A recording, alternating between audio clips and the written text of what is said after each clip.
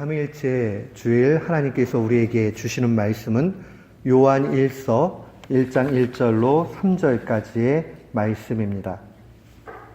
요한 1서 1장 1절로 3절 말씀.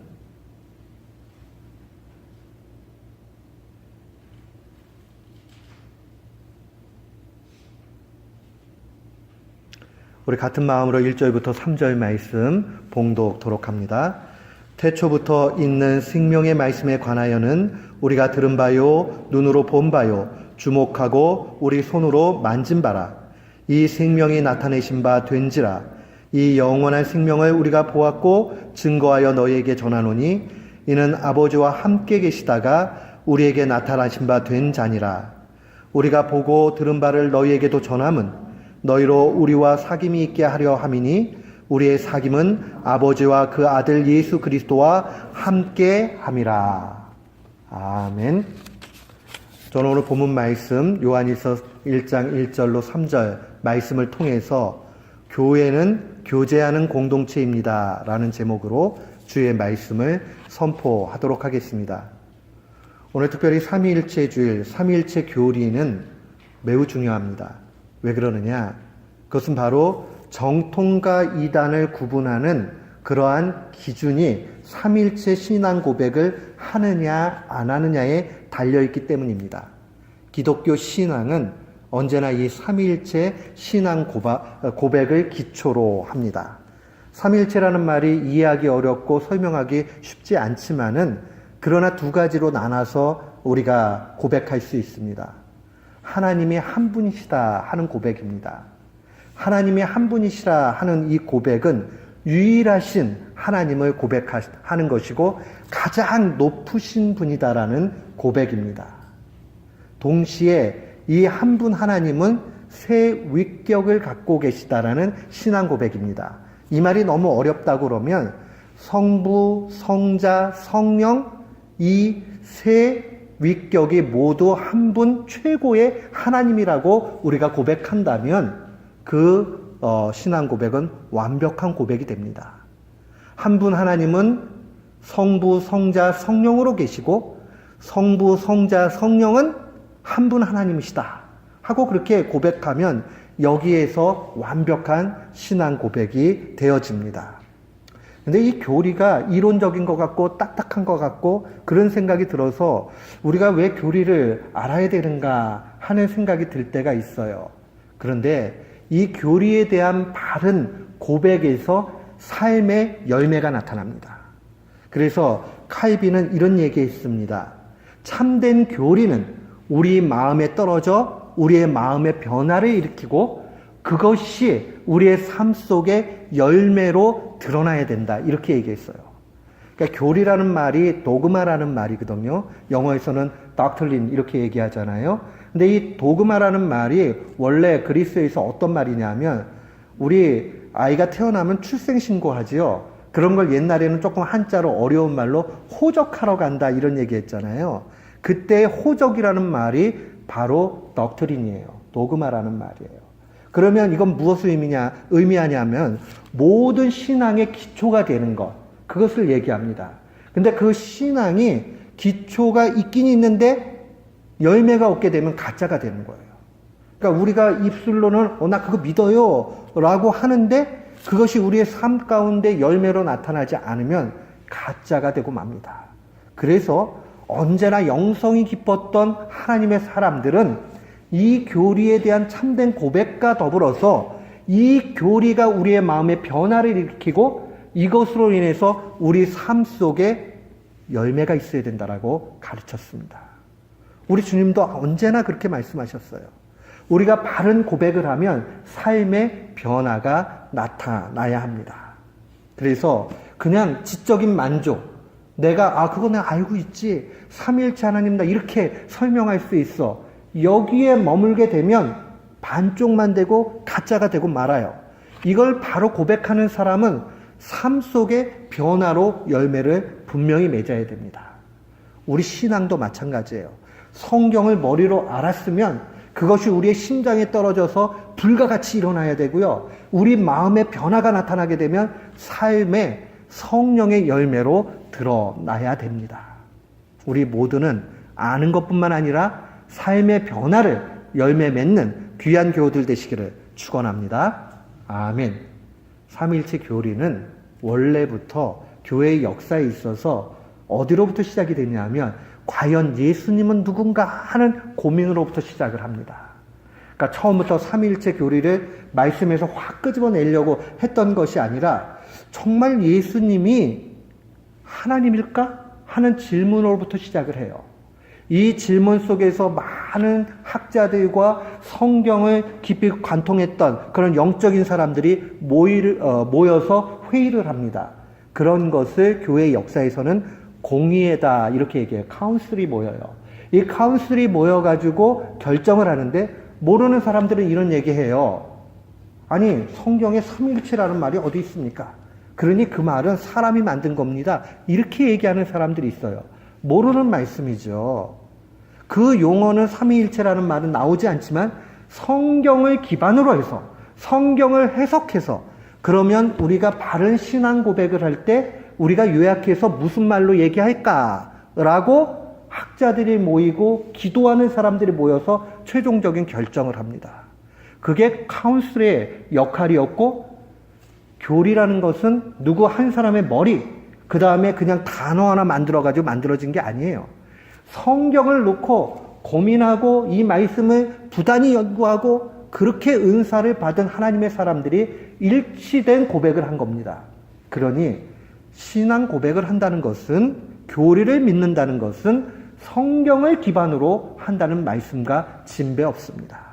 그런 의미에서 우리가 삼위일체 교리, 이 삼위일체라는 단어가 성경에는 나오지 않지만 성경의 하나님을 증거하고 있는 내용들을 한마디로 얘기하면 삼위일체라고 고백할 수 있습니다. 그런 의미에서 우리 모두는 특별히 우리 교회는 삼위일체 신앙 고백을 하는 귀한 교우들 되시기를 축원합니다. 아멘.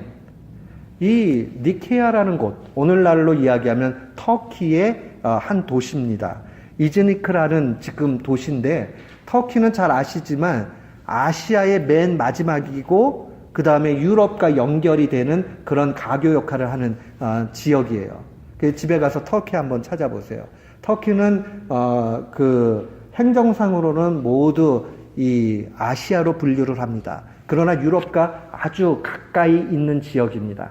이곳의 한 도시였던 리케아에서 모여서 성자 예수 그리스도는 곧 한 분 하나님, 성부 하나님과 동일하다 하는 것으로 결정을 내립니다. 그러니까 성자 예수 그리스도는 하나님이야 라는 결정을 325년에 터키의 니케아라는 곳에서 결정을 합니다. 그 이전까지는 어떤 논쟁이 있었냐면 교회 역사 안에서 아타나시우스라는 정통의 학자는 예수님은 하나님과 똑같아 라고 그렇게 가르쳤어요. 그런데 이단이 하나 나왔어요. 그 이단 이름이 아리우스라는 사람이에요. 이 아리우스는 예수님은 하나님과 비슷해 이렇게 가르쳤어요. 그러니까 똑같은 분이 아니라 비슷하신 분이야. 그러니까는 동일하다 하는 말과 유사하다 하는 말은 다르죠. 동일하다는 것은 영광과 권능이 똑같다는 얘기예요. 더 누가 높고 낮다 이렇게 얘기할 수 없어요. 그러나 아리우스 이단은 하나님은 높고 예수님은 그보다 조금 못하다 이렇게 가르쳤어요. 그래서 이 공의회에서 이 가르침 잘못됐어. 성경의 말씀은 언제나 예수님은 하나님과 동등된 분이야 라고 가르치고 있다 라고 해서 결정을 내립니다. 그러면서도 그 이후에도 많은 논란들이 있게 됩니다. 그러고 나서 126년 정도 지나고 나면 451년에 터키의 카디코이라는 곳에 다시 한번 모여요. 여기가 그때 당시에는 칼세돈, 영어에 있는 사람들은 칼세돈이라고 발음을 하고 라틴 계열에 있는 사람들은 또 칼케돈이라고도 발음을 합니다. 교회 역사에 칼케돈에 모여가지고 공의회를 열어서 최종적으로 어떤 결정을 얘기하냐면 예수님은 100% 하나님이면서 100% 사람이다. 이렇게 얘기를 해요.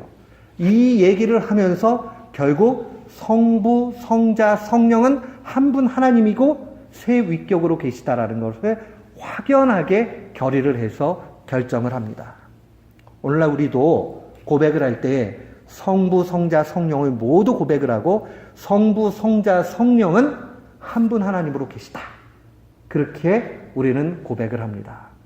근데 제가 오늘 설교를 하고자 하는 것은 이 내용을 단순히 설교하고자 함이 아닙니다. 아까도 이야기했지만 이 신앙 고백이 곧 우리의 삶의 열매로 나타나지 않으면 아무 의미가 없어요.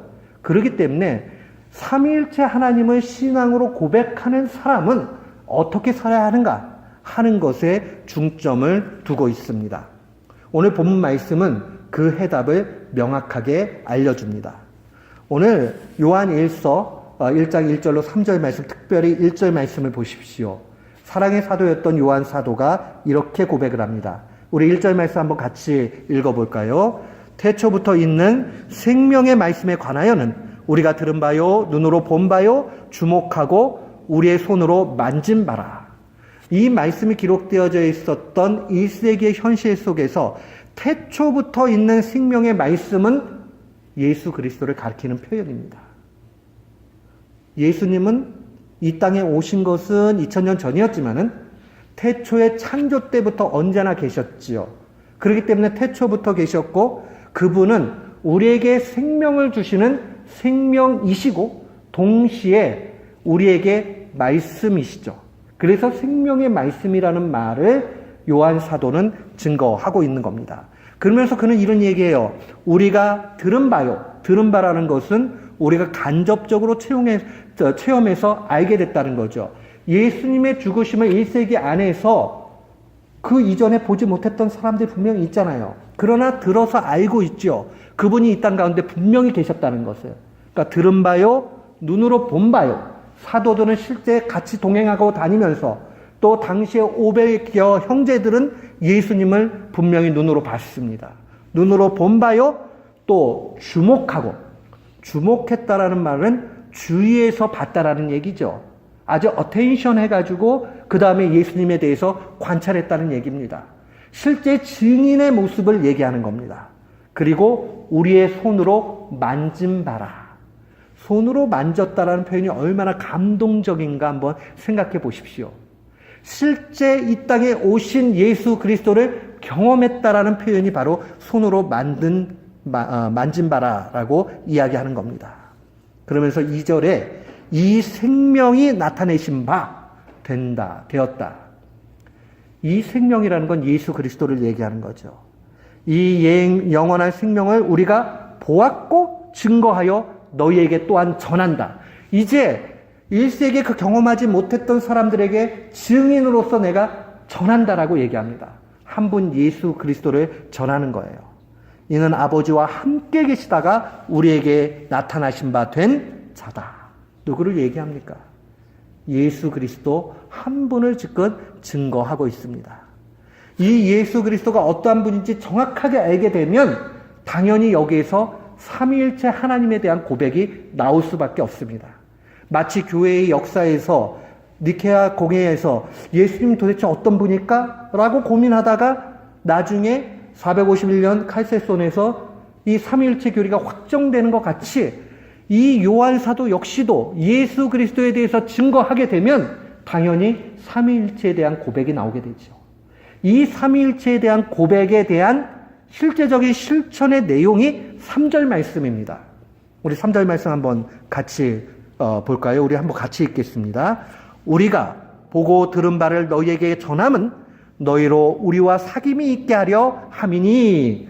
우리와 사귐이 있다 하는 얘기는 좁게 얘기하면 사도들과 영적인 교제를 하는 사귐의 얘기들도 되고, 이걸 확장적으로 얘기하면 교회 공동체 안의 사귐을 얘기합니다. 그렇죠? 그리고 나서 계속 읽어볼까요? 우리의 사귐은 아버지와 그 아들 예수 그리스도와 함께함이라. 우리 사귐, 이 기초가 무엇인지를 분명히 나타냅니다. 그리고 나면 제가 읽지는 않았지만 4절 말씀이 이렇게 증거됩니다. 우리가 이것을 쓰면 우리의 기쁨이 충만케 하려 함이다. 다른 말로 얘기하면 예수 그리스도가 누군지 잘 알면 삼위일체에 대한 고백을 하게 되고, 삼위일체 고백을 바로 하게 되면 삶 속에 사귐이 나타나게 되고, 이 사귐은 우리에게 참다운 기쁨을 가져다 준다라고 알려주는 겁니다. 사랑하는 성도 여러분, 우리의 삶 가운데 참된 기쁨을 누리기 원하십니까? 나 정말 인생을 기쁘게 살고 싶어. 그렇게 생각하신다면 이 삼위일체 하나님에 대한 바른 신앙 고백 가운데 우리의 삶 속에 사귐이 있게 되면 그 안에서 참된 기쁨이 있는 줄을 확신합니다. 아멘. 정말 기쁘게 살아갈 수 있어요. 우리가 기쁘지 않은 이유는 이 신비를 알지 못하기 때문에 그러하지요. 그래서 사랑의 사도가 제일 먼저 강조하고 있는 것은 예수 그리스도를 바로 알아야 된다 하는 것을 강조합니다. 그러니까 우리도 신앙생활할 때 뭘 제일 먼저 해야 되느냐?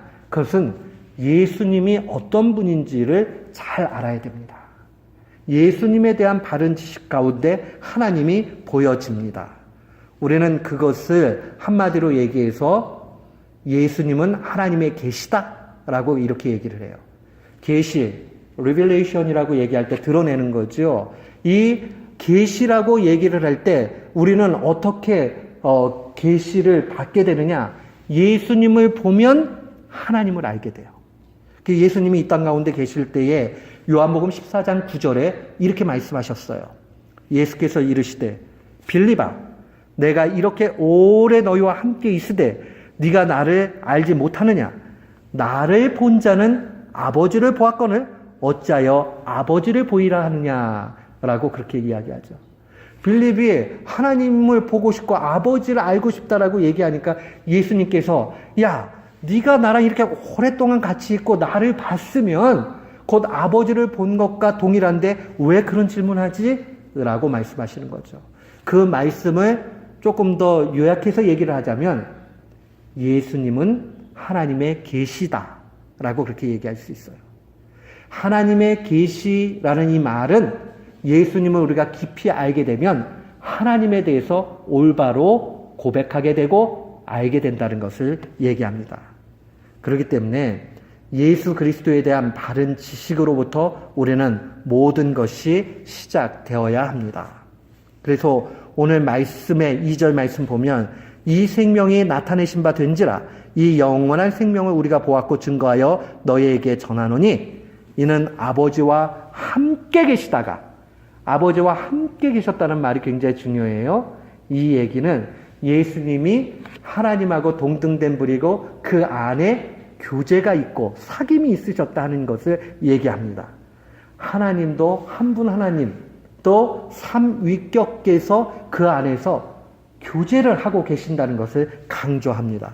그러면서 우리에게 나타나신 바 2000년 전에 그 하나님이 인간의 모습으로 오셨다는 거죠. 그분이 예수 그리스도예요.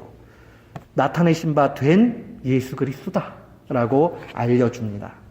그러니까 우리는 부단히 예수님이 누군지를 알고자 해야 돼요. 예수님이 누군지 알고 경험하게 되면 하나님이 보여집니다. 분명히 그래요. 그런데 우리는 지금 예수님이 십자가에 달려 죽으시고 부활하시고 승천, 하늘에 오르셨기 때문에 알 길이 없어요. 그럼 우리는 예수님을 어떻게 알 수 있을까요? 오직 기록된 성경 말씀을 통해서 알 수 있습니다. 그래서 우리는 성경을 하나님의 계시의 말씀이다 이렇게 얘기를 합니다. 그리고 성경은 언제나 예수 그리스도에 대해서 증거하고 있습니다. 요한복음 55장 29절에 예수님이 친히 이런 말씀을 하십니다. 너희가 성경에서 영생을 얻는 줄 생각하고 성경을 연구하거니와 이 성경이 곧 내게 대하여 증언하는 것이다. 그러니까 성경을 깊이 연구하면 예수 그리스도를 바라보게 되고 예수 그리스도를 바라보게 되면 하나님을 알게 되죠. 성경은 언제나 예수 그리스도를 증언하고 있으니 성경 속에서 우리는 예수 그리스도에 대한 바른 지식을 갖게 되고 그 바른 지식이 결국 하나님을 바로 섬기도록 그렇게 이끌어 간다는 겁니다. 그런 의미에서 사도는 계속적으로 예수 그리스도에 대해서 증거하고 있습니다. 그런데 사도가 이것을 왜 이렇게 예수 그리스도에 대해서 증거하고 있는지 그 목적을 3절에서 밝히고 있습니다. 3절 말씀 보면 우리가 보고 들은 바를 예수 그리스도에 관한 거예요. 너희에게 전함은 우리가 사도들이 이 예수 그리스도에 대하여 전하는 것은 너희로 우리와 사귐이 있게 하려 함이다. 우리의 사귐은 아버지와 그 아들 예수 그리스도와 함께 합니다. 여기서 두 가지를 좀 나눠서 생각을 해야 됩니다. 그 목적이 무엇이냐? 사귐이 있게 하기 위하다.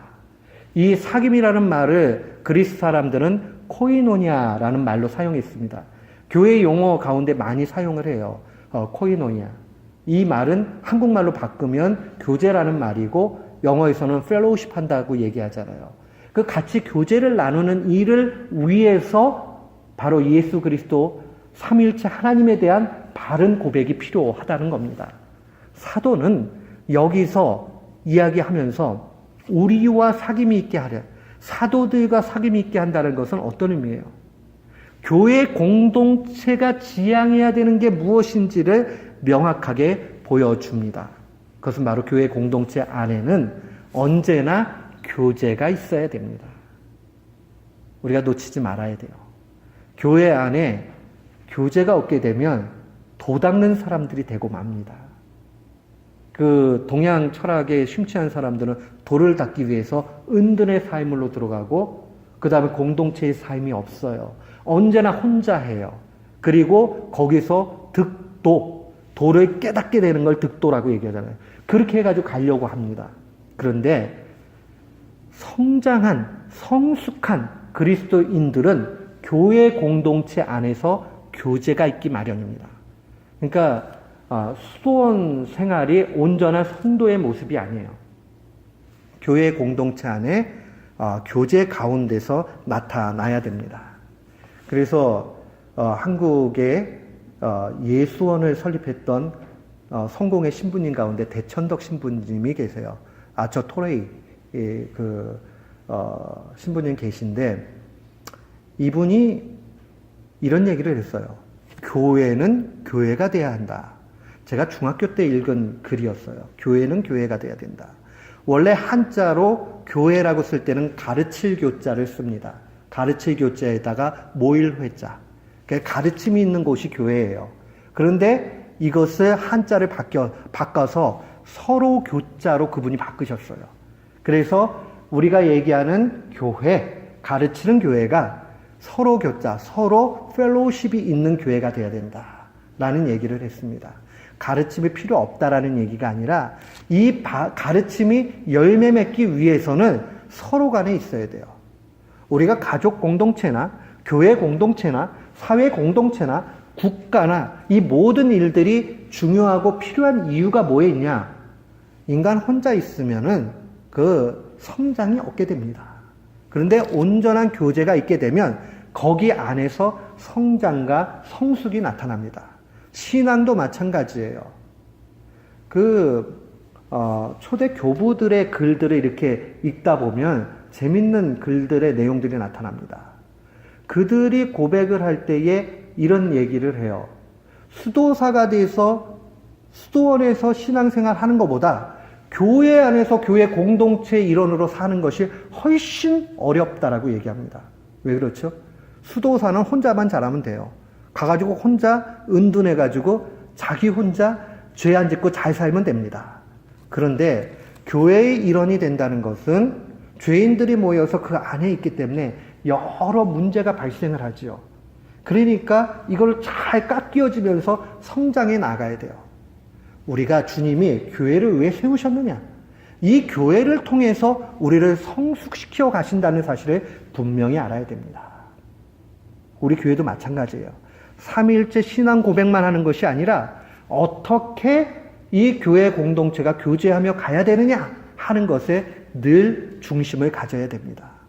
우리 예배 끝나고 나서 펠로우십 갖는 거 그 귀중한 이유가 거기에 있습니다. 언제나 교제가 차고 넘쳐야 됩니다. 그런데 오늘 그 본문 3절의 하반절에 보니까 우리의 사귐은 아버지와 그 아들 예수 그리스도와 함께 합니다. 이 말이 왜 갑자기 이런 얘기를 하지? 라는 생각이 듭니다. 여기에는 여러 가지 해석이 가능합니다. 곧 우리가 성도들 안에 교회로서 서로 교제하는 것은 마치 성부 하나님과 성자 예수 그리스도와 우리가 같이 교제하는 것과 진배 없다 하는 그런 의미를 가지고 있어요.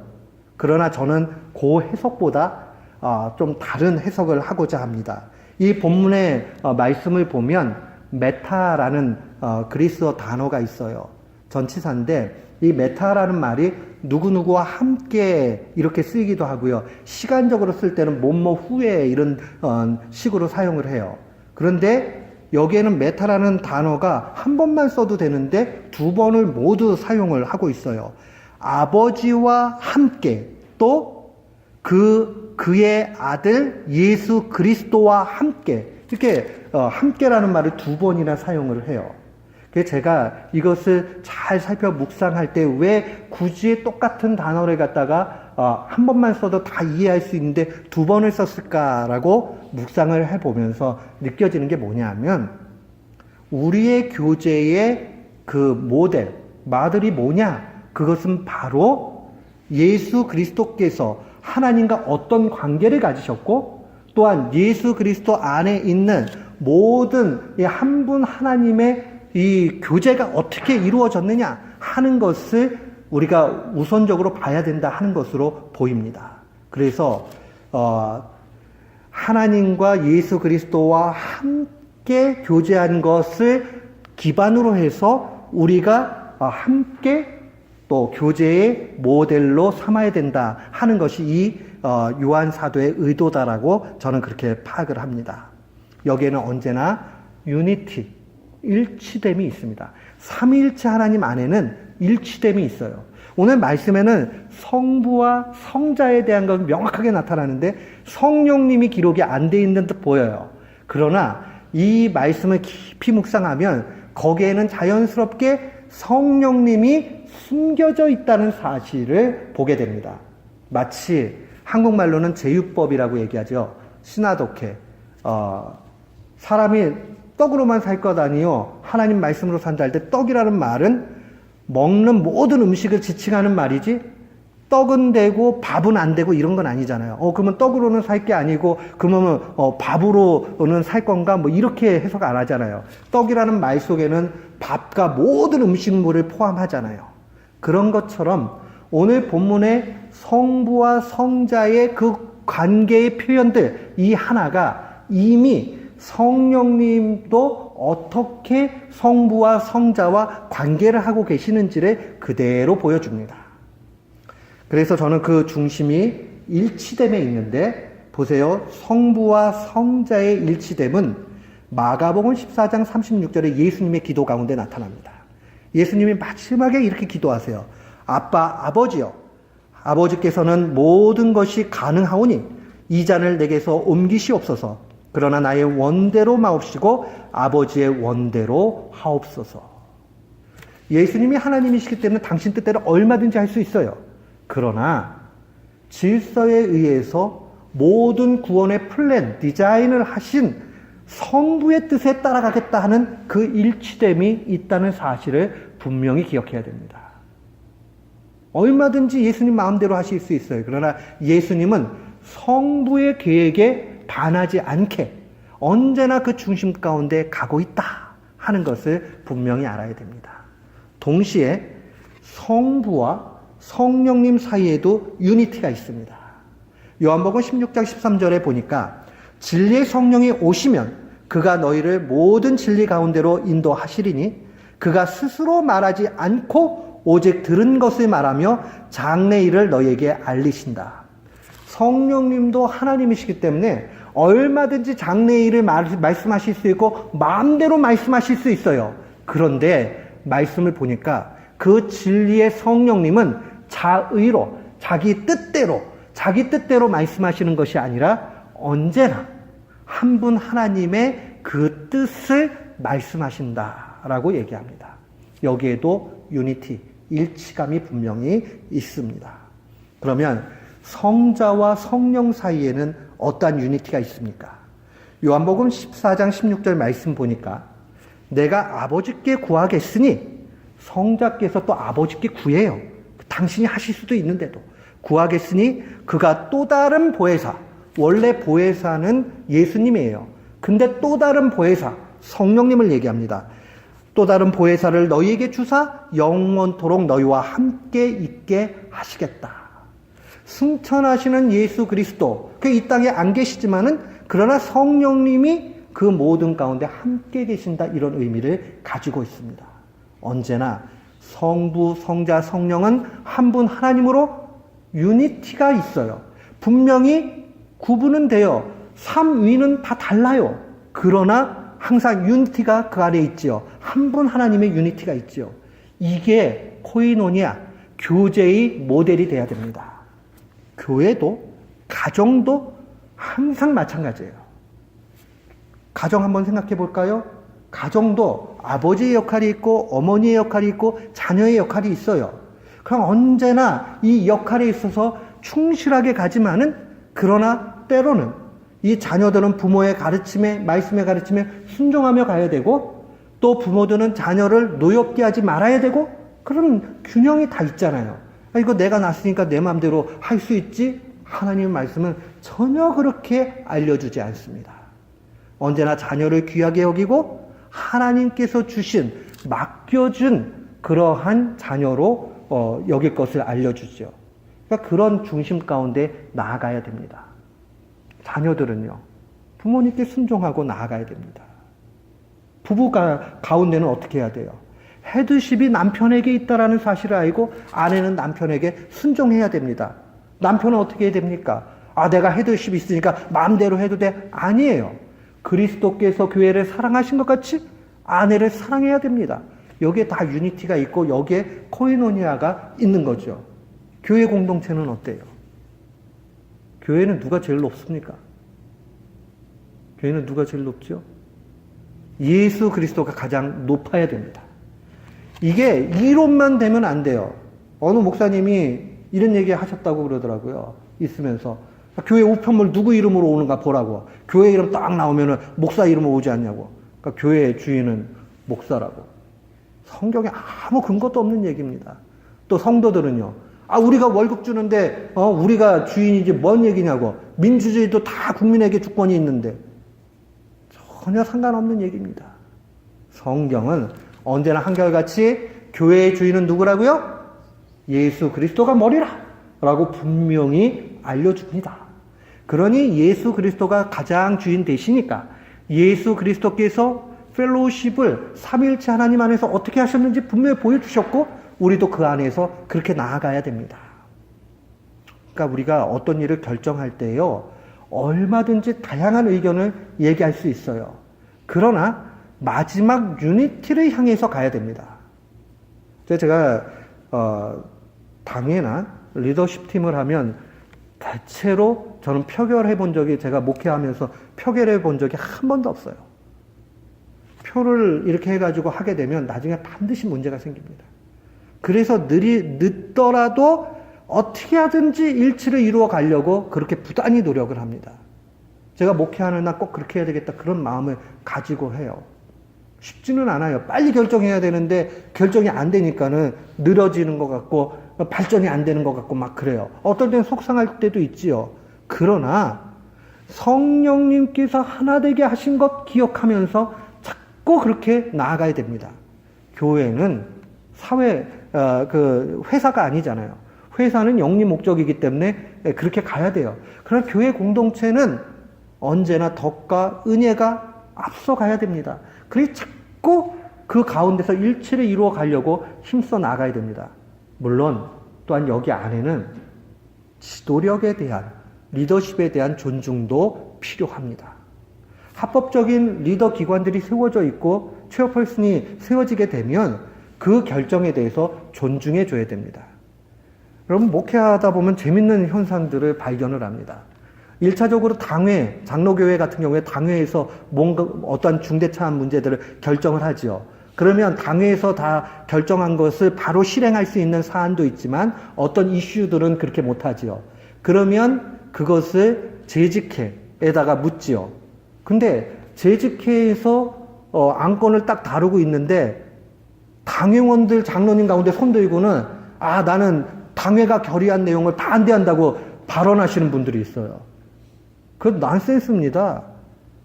아니 내가 당회 안에서 다른 의견을 가지고 있었어도 그게 결정이 됐으면 당회가 한마음이 돼가지고 한 것은 내가 조금 소수 의견이라 할지라도 그 당회에 소속되어 있기 때문에 따라가야 돼요. 근데 반대를 합니다. 그 다음에 이제 아주 중대한 문제는 공동의회 때 이제 올라가잖아요. 그러면 재직회에서 결정했는데 재직 중에서 결의가 된 것을 공동의회에 넘기잖아요. 근데 공동의회 때 가가지고 나는 그때 반대했으니까 또 반대한다고 얘기하시는 분들 계세요. 교회 정치가 뭔지 전혀 모르는 거죠. 유니티를 형성해 가는 게 무엇인가 하는 것을 잘 알아야 됩니다. 회의할 때는 여러 가지 의견들이 오갈 수 있어요. 그러나 최종적인 결론이 나오는 상황들이 되면 그러면 순종하는 일들이 분명히 필요합니다. 가정의 문제도 마찬가지고 공동체의 모든 문제가 이러합니다. 그러면 우리는 어떻게 해야 되겠는가? 이 유니티를 위해서 우리 안에 어떻게 가야 되는가? 오늘 에베소서 4장 2절부터 4절 말씀 한번 찾아보세요. 에베소서 4장 2절로 4절 말씀입니다. 제가 오늘 이 말씀을 같이 읽고 말씀을 마무리하려고 합니다. 우리가 온전한 교제 공동체 되기 위해서 꼭 필요한 말씀입니다.